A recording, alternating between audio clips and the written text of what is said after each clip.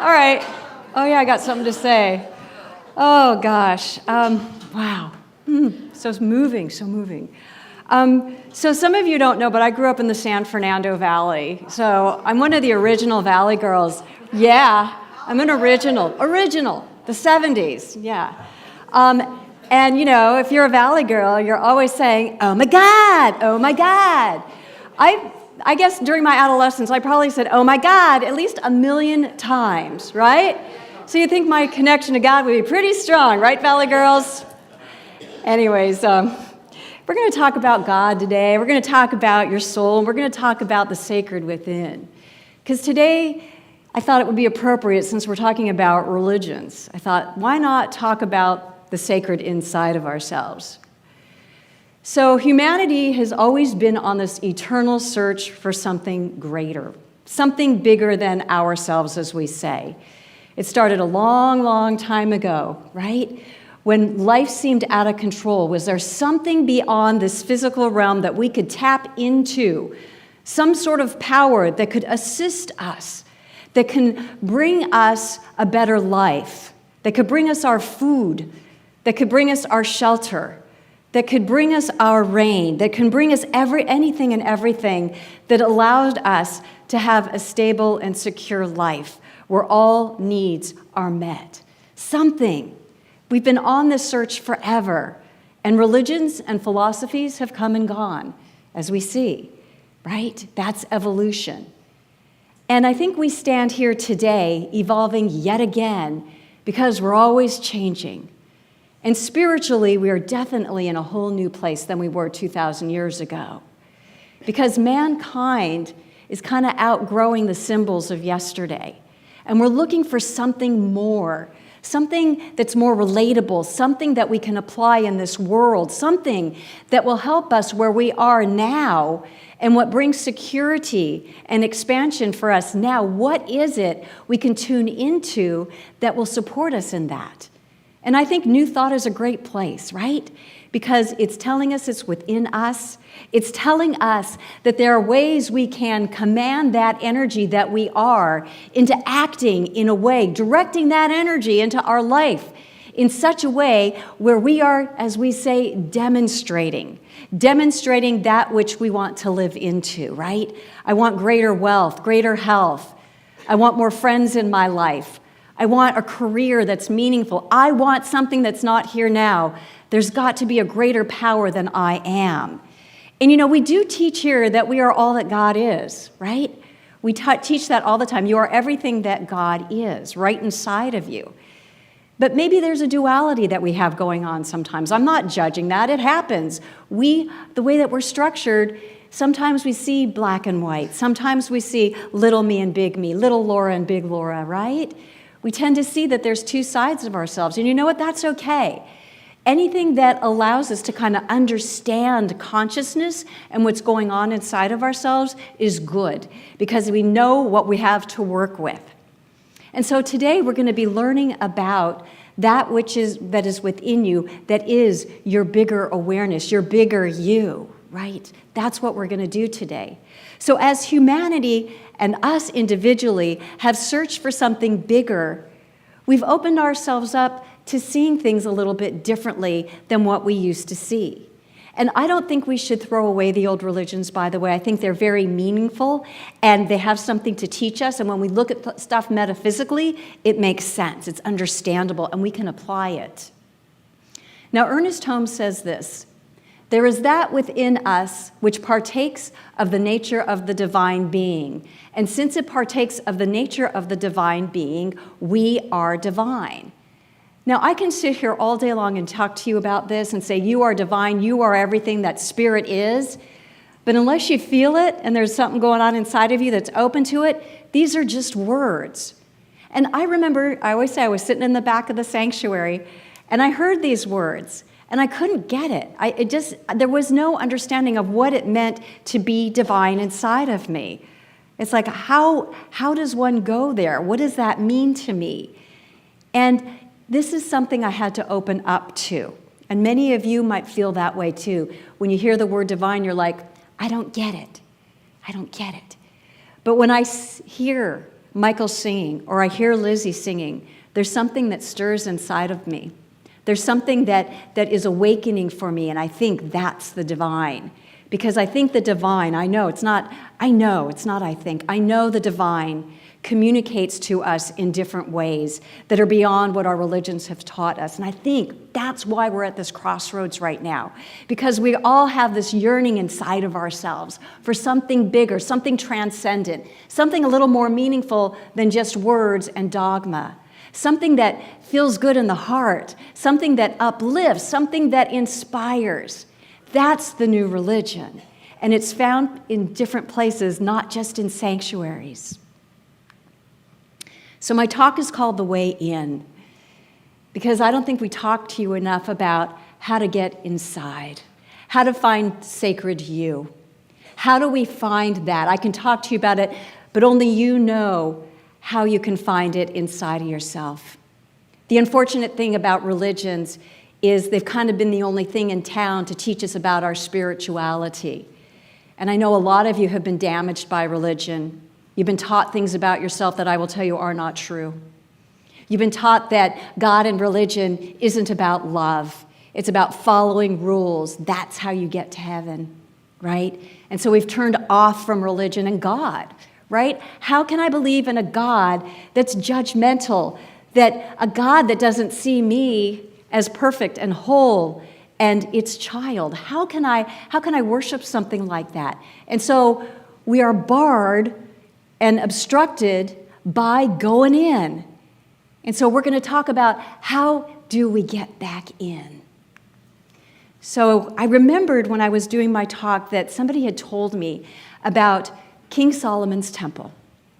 And I'm a big believer about the temple being all of us. We are all a holy temple, all of us. All of us are. I know that for us. But religion and what they teach about all these different things are just symbols of who we are, who we all are. And we are all temples. And so when I read this about King Solomon's temple, that there are two pillars, Boaz and Yachin. One stands for love and one stands for unity.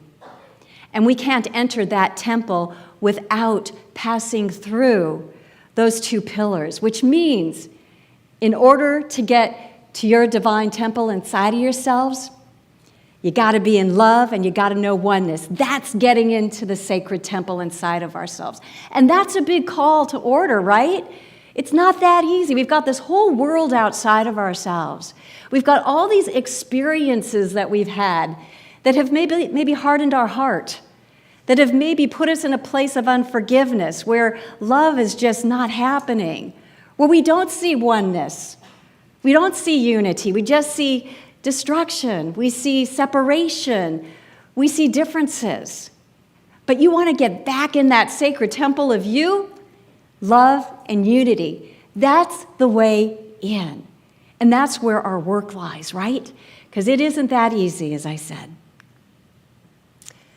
So I have a lot of Rumi quotes. For some reason, Rumi was on my heart today, probably because he was an extraordinary mystic. And he is so quoted in spiritual centers and other places where people gather and are talking about God and oneness. He just had a way of saying things that was so universal and so easy to understand. So I am bringing him to you today. And the thing about Rumi, too, as a mystic, there's a mystic inside of all of us. All of us have that.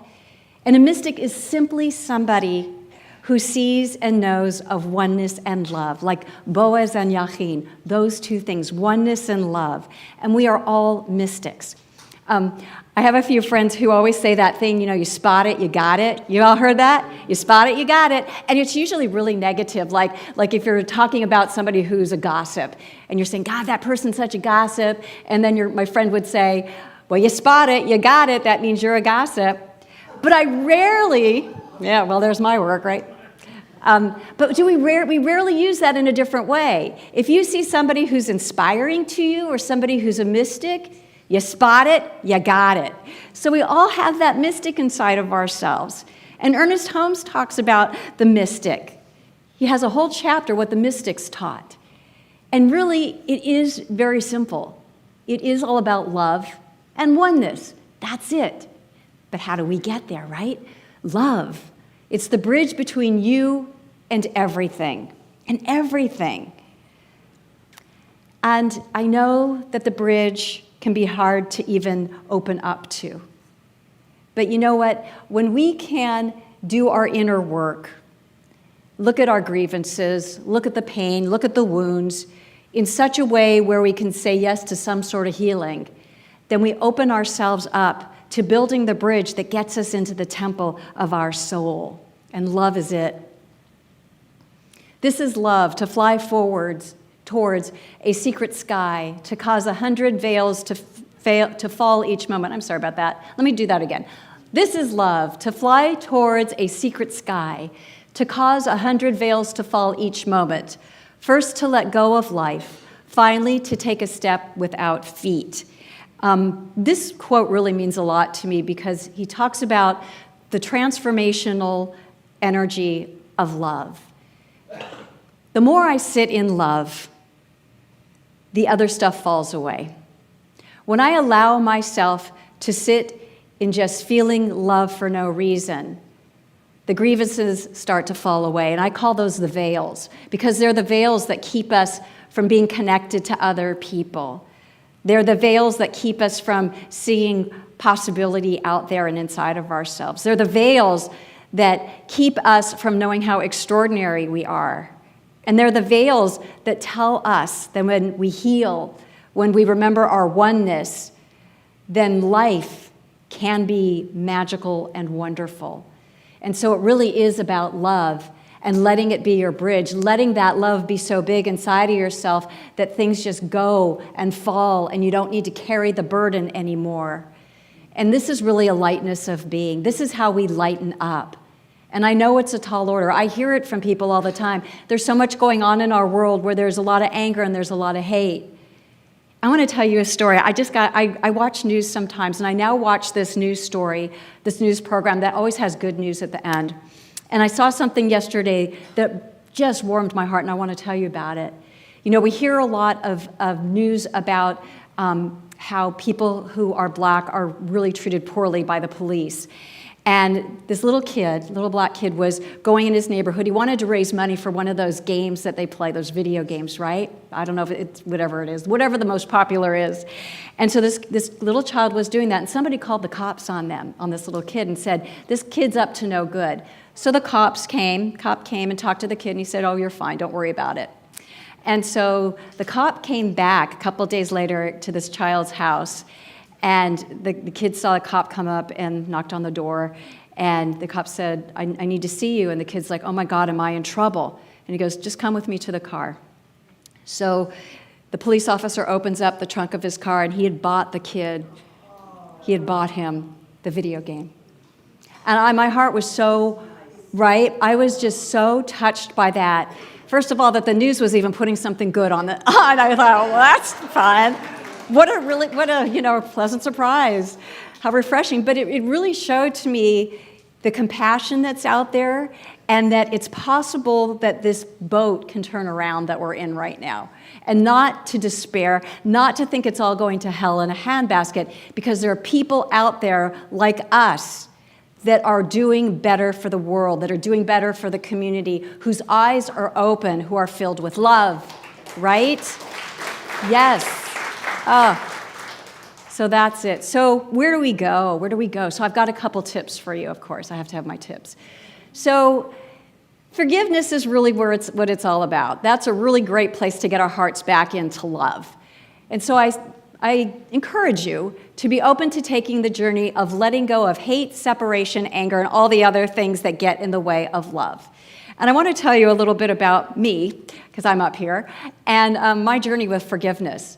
When my spiritual journey started, I was really young, and I was just reading everything because I had a hunger inside of me for spiritual expansion. And I wanted to commit to no religion and no philosophy. I just wanted to read everything. That was good for me. And so as I was reading all these different things, it came to me that I got to start forgiving people. I knew the writing was on the wall. I got to start forgiving. And I remember telling myself, well, that's not going to happen anytime soon because I'm not letting go of anything right now. So I consciously said no to myself. I said, nope, we are not doing that. Not happening anytime soon.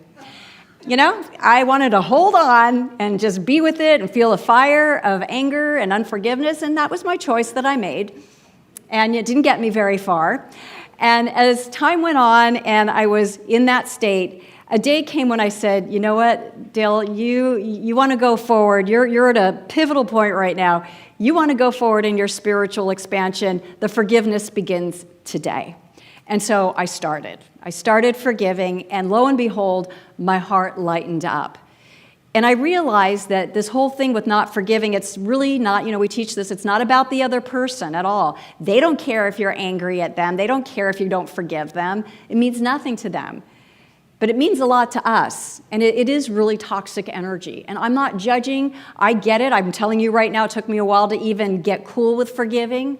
But I will tell you, just be open to it and just allow Spirit to show you the way, because that's how it worked for me. I just said, I'm open, because I didn't know how to do it. I just said, I'm open to this change. I'm open to letting go of this. And I just set it aside, and then I started forgiving, and I started seeing how much my heart was ready to grow, because I did live behind a barricade. And I think that barricade is the barricade, the wall that keeps us from that inner sanctuary. And I know for myself that when that forgiveness started to happen, something inside of me started to break apart, because the wall had come up because I did not want to be vulnerable. I had enough of vulnerability. My heart was so broken by life, my expectations, my experiences. I was just so done with vulnerable. My heart couldn't handle anything else. And so I thought, you build a wall, right? You build a barricade. You don't go into the sacred space. But what's funny is, when I started forgiving and the walls started crumbling, I realized that I wasn't protecting my heart at all. I was damaging it, because what I know about the heart is it needs to breathe. It needs to express. It needs to connect. It needs to love. And if there are experiences that break the heart, that's okay. That's okay. The heart can heal. And that's what I learned through my forgiveness journey. I realized that my heart can heal, and to never, never put my heart behind a wall again, because that's only going to damage me and damage my whole experience of this world. Another thing is what Ernest Holmes is constantly teaching as others, that there is a part of you that is eternal, that is amazing, that is beyond this physical experience that we're having. And this quote by Frederick Lenz summed it up pretty good for me. There's a resonance inside us, a sense of who we are. We're a multi-bodied traveler. We're an essence. We're a feeling, an awareness that has an ancient existence. And if this means like nothing to you, if you can't get this, and I get that, because I remember reading things like this at one time in my life where that was just so foreign to me. But just let the words just bathe over you. Just let them kind of go where they go. Because what I know about spiritual truth is when I just say, all right, I'm open. I'm just going to feel into this. I'm just going to allow whatever to happen. There's something that opens up, because these spiritual truths, like what we talk about with the religions, the common universal truths, there's something inside of us, something very ancient, something very all-knowing, something all-powerful, something that is just so big. Words cannot even really encapsulate what it is, but it's there inside of all of us. All of us have that resonance inside of us of who we are. We all have it.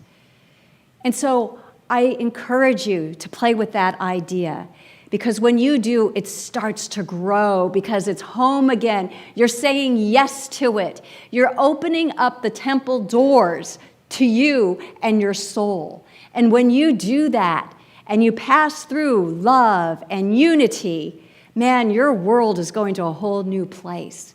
That is the teaching of remembering and restoring your identity as a spiritual being.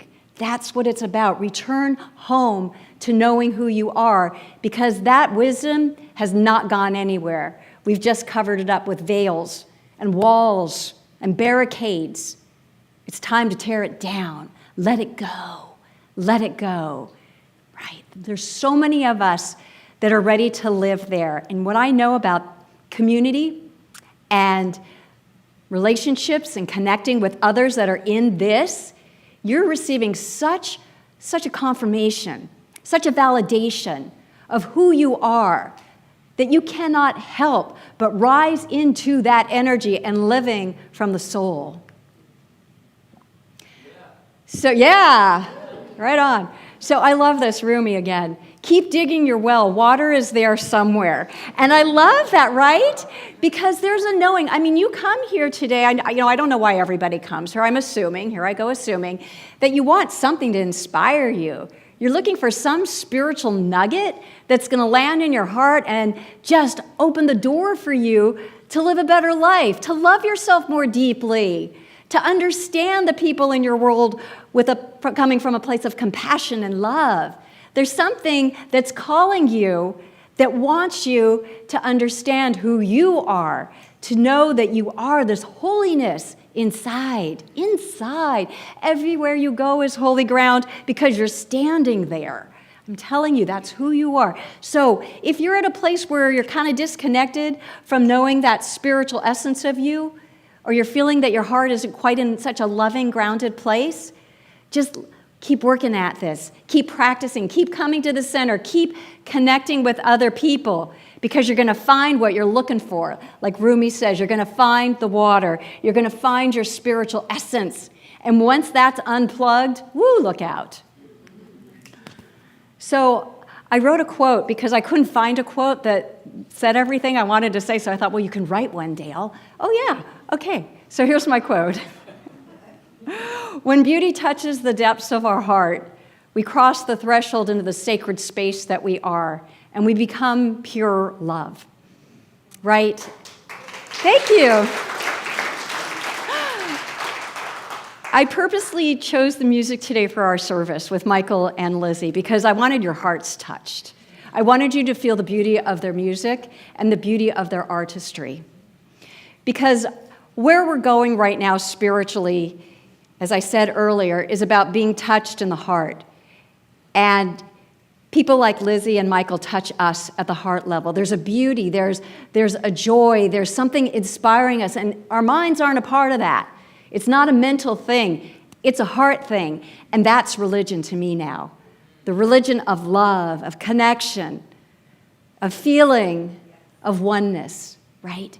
And so finding the beauty in a sunset, finding the beauty in a song, finding a beauty in a loving relationship, finding the beauty in you. That is the key. That is the way in. That is the way to find your soul again and live from that holy place. Thank you for listening. Namaste.